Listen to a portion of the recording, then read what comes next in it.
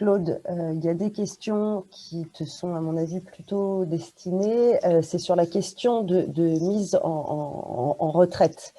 Hein, une collègue nous dit que s'il n'y a plus d'horizon, s'il y a des baisses d'emploi, des licenciements, est-ce qu'il y aura la possibilité de partir en retraite plus tôt? Il y a aussi une question sur les négociations de branches qu'il peut y avoir en ce moment sur la mobilité. Alors, rapidement, déjà un chiffre. Aujourd'hui, en 5 ans, la branche des industries électriques et gazières a perdu 9000 agents. 9000 agents, 9000 suppressions de postes par rapport à avant. Donc, il y a eu des départs en retraite, ainsi de suite.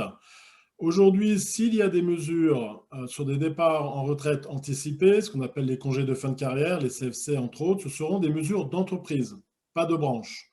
Chaque entreprise a la main dessus. Donc ça, elles se décideront, là, il y aura besoin. Aujourd'hui, on voit bien, avec la complexité pour le groupe EDF, entre la fermeture du thermique à flamme, la fermeture du nucléaire, tout ce qui est en train de se passer à commerce, je ne serais pas surpris qu'il y ait des mesures qui arrivent rapidement sur le sujet. Voilà. Mais attention, si il y a la perspective de partir, certes plus tôt, alors je ne parle pas des services actifs, tout ce qu'il y a derrière, mais généralement, il y a des pertes sur les droits à moyen et long terme, sur les pourcentages sur le départ de la pension, ainsi de suite. Les conséquences, on ne les mesure pas toujours immédiatement, et on se rend compte quelques années plus tard qu'on a perdu en fait énormément en partant plus tôt. Voilà. Donc là, je laisserai la main plutôt dans les entreprises pour Jean-Paul et Eric qui connaissent s'il y a des mesures qui se dessinent dans les grands groupes. C'est plutôt à ce niveau-là qu'on entendra parler.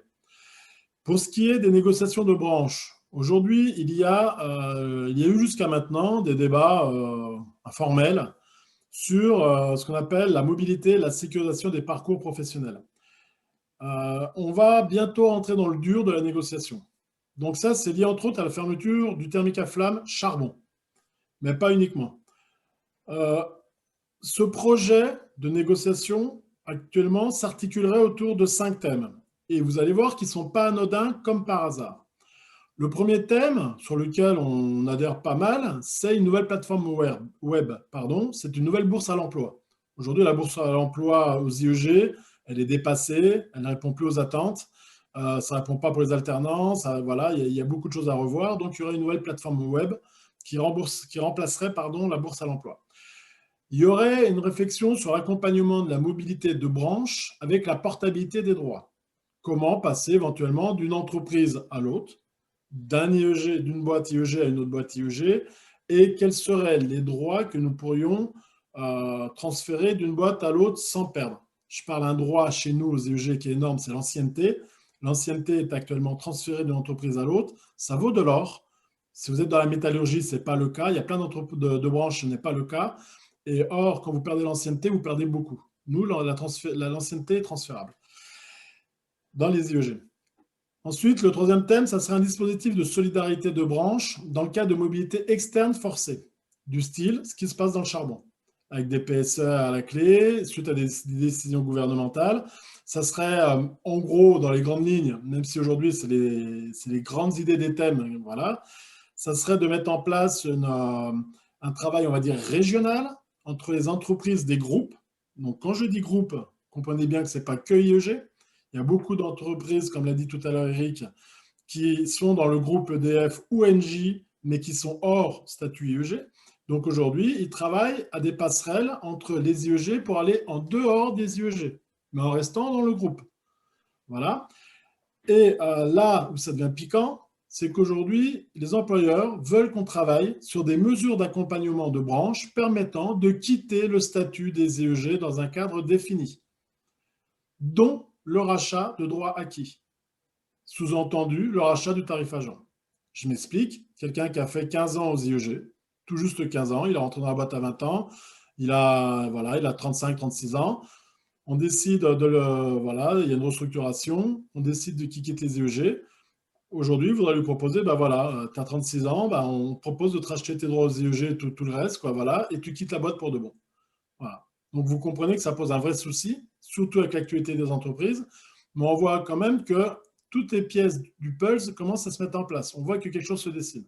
Et le dernier thème qui a été proposé dans la discussion et qu'on ne sait pas s'il arrivera au bout, c'est ni plus ni moins la rediscussion, une réflexion, un toilettage, on peut l'appeler comme on veut, de la fameuse PERS 212 que je vous parlais tout à l'heure, qui permet de la mobilité entre les entreprises d'un même groupe ou, soi-disant, les entreprises de la branche, mais on sait que ça marche uniquement au niveau des groupes, principalement. Voilà. Donc, vous voyez que oui, il y a une négociation au niveau de la branche qui est engagée, mais on voit que les thèmes qui sont abordés ne sont pas anodins et ce sont des thèmes très sensibles à aborder. Voilà. Éric, est-ce que sur les mesures d'entreprise… Oui. Oui, juste pour dire un petit mot, parce que effectivement, il y a des questions sur les licenciements ou sur les départs. Il faut savoir simplement que en ce qui concerne Engie, IEG, il y a déjà eu le cas, hein, puisqu'en 2017, il y a eu un plan social sur le siège. Et dans les mesures qui étaient proposées, donc c'était un plan de départ volontaire. Et dans les mesures qui étaient proposées, la mesure phare, c'était quand même le départ volontaire, c'est-à-dire en fait le licenciement volontaire. Alors, la direction s'entourait de précautions parce que pour pouvoir en bénéficier, il fallait normalement présenter un projet, alors soit une promesse d'embauche, soit une formation longue, etc. Mais il y a des salariés qui sont partis, donc qui ont quitté le groupe. Et certains d'ailleurs, dont on sait que pour certains, le projet n'a pas marché. Donc, ils se sont retrouvés au chômage. Voilà. Donc, voilà, c'est pas une nouveauté dans la branche, puisque effectivement, ça s'est fait au niveau d'Engie. Bon, je parle même pas d'exploration-production, où là, carrément, c'était des licenciements secs, mais bon, c'était dans un contexte un peu particulier, comme je l'ai dit tout à l'heure, de cession, où là, c'était carrément des licenciements secs. Hein. Ils ont tous été licenciés.